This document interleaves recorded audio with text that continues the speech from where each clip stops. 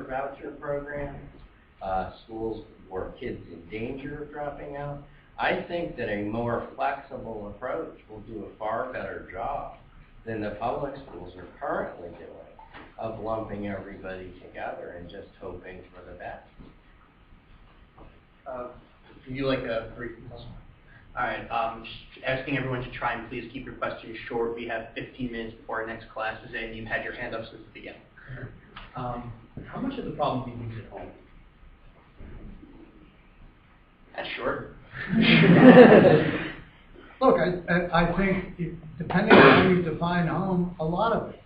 You know, we're talking about really apples and oranges if you're talking about the environment of the upper middle class and the leafy suburbs and the environment of a lot of urban kids where there are problems, not just of parental support, but income, jobs, housing, access to health care. And that's why I think it's easy to be very needlessly critical of urban schools that have an enormous challenge far beyond anything that most suburban schools have. But sure, if we could license parenting, and you know, it's kind of interesting to me actually. You know, I'm not suggesting we do that, but we license cosmeticians and barbers and a lot of others as if that will protect us from all kinds of harm. And then when we get to things like parenting, it's kind of do it if you want. It's not our lookout. That's probably the horror story for a different time. No shit. but you know, we need to do something, and it's not just going to happen by coming down on teachers and teacher unions. That, you know, think of it: 1.37 million public school kids. Where are they going to go? How many voucher schools are going to spring up, and how many of them will be good? So I think the reality is we have to do something serious about public schools, and we can't do something serious about public schools without doing something about teachers. There are a lot of programs that are trying to take a more holistic look and work with parents. If I can just, one thing, there was an old study out of the University of Wisconsin that looked at the phenomenon called cultural and familial retardation. And it's a phenomenon where kids have no pathology, but they wind up testing as retarded.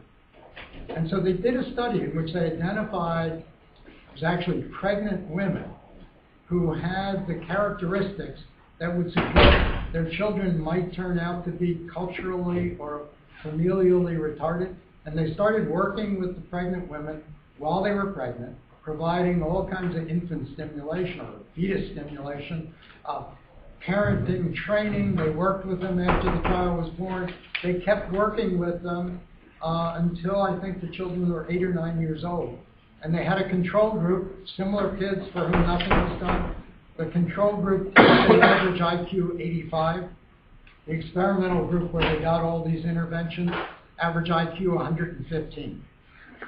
So that's a pretty powerful indication that the whole cluster of things around parenting and family life is crucially important. So I agree with you. The question is, it's hard enough trying to improve public schools. How do you improve all of these elements without impinging upon legitimate liberty interests?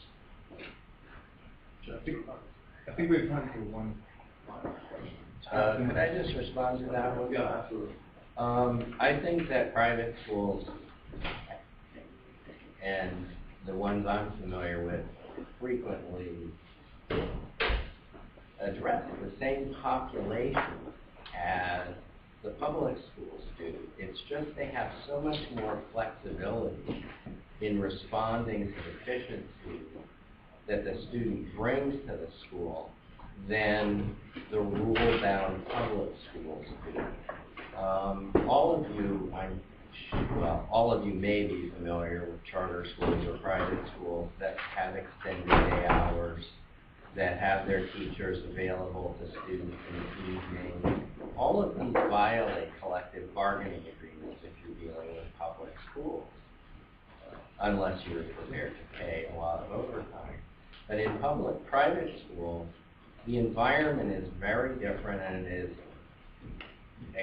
it's much more child-centric. And as a result, the teachers and the administrators view every child's education in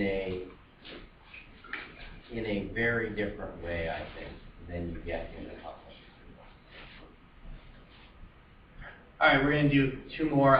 No rebuttals on these two because we're desperately running out of time. You had your hand up, and it says McCartney, and then you're next.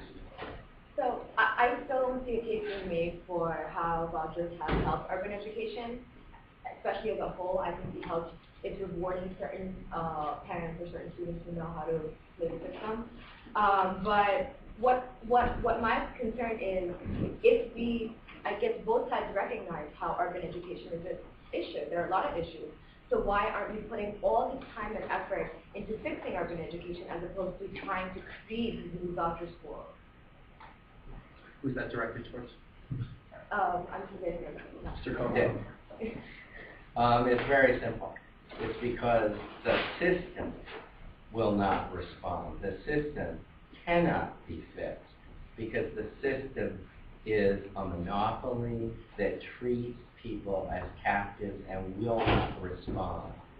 You have to change the system and change the incentives before schools are going to be different. All right, and with the final question. This is for Dick.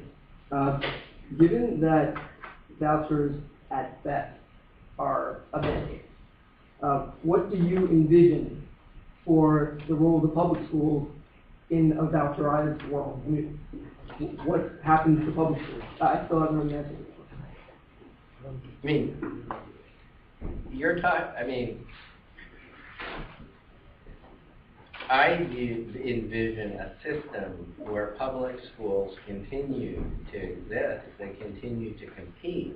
However, one of the big problems with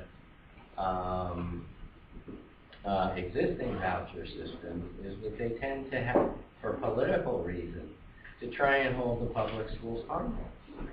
And what you need is, if a public school performs so badly that the parents want to leave it and can move their kids to charter schools or to private schools, then that school has to shrink and it has to receive less funding because it has fewer kids.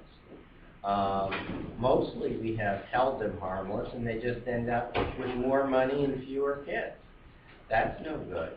But a voucher system ultimately can include a mix of charter schools, public schools, private schools, and everybody can choose which is the best school for their kids. And I don't see any reason why you can't have bigger vouchers for kids who have disabilities, bigger vouchers for kids who are poor and have greater needs. And you will see private schools and the marketplace respond to that. All right, that actually went a lot quicker than I thought, so we're going to give Professor Tractenberg a chance to rebut on that, and then we're going to... Well, I just have kind of a general bit of advice for all the law students in the room. I think you've heard two really different narratives here. You know, you've heard public schools are total failures, at least in the cities. No, they're not. You've heard voucher schools and private schools generally are clearly better. Or the alternate narrative, no, they're not. I mean, those are questions to which there are some answers, and you know, there is research, there's policy and empirical research. The only other thing I want to say is, you know, the fact that there is a demand for vouchers and charters, I mean, shouldn't really surprise us. This is the country of Madison Avenue. You know, we have a society that's about creating demands. And sometimes the demands are for things that are good and will benefit you, and sometimes the demands for things that aren't good for you and are going to benefit only the manufacturer of them. So I just think we have to be very skeptical, and I hope you will take this all with a bit of skepticism and maybe a commitment to go out and inform yourselves better and make your own judgments about which narrative is to you more accurate. All right.